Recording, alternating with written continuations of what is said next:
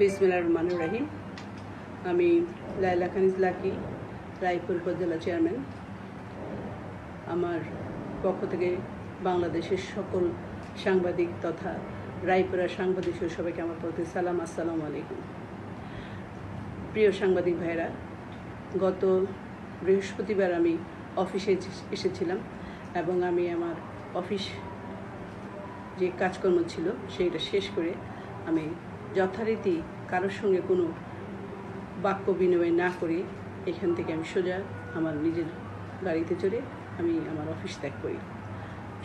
সম্মানিত সাংবাদিক ভাইয়েরা, কিন্তু সেদিন কে বা কাহারা একটা ভুল তথ্য মিডিয়া কর্মীদের দিয়েছেন যে আমি ঢাকার সব বড় বড় সাংবাদিকদের ম্যানেজ করে এখানে এসেছি। এটা আসলে সম্পূর্ণ মিথ্যা কথা। আমি এরকম কথা বলি নাই।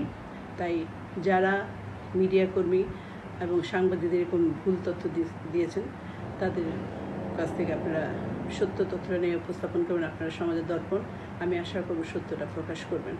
আমি সবাইকে আবারও বলছি, আমি এই কথাটা বলি নাই, এটা সম্পূর্ণ মিথ্যা কথা ছিল। অনেক অনেক ধন্যবাদ সবাইকে। আসসালামু আলাইকুম।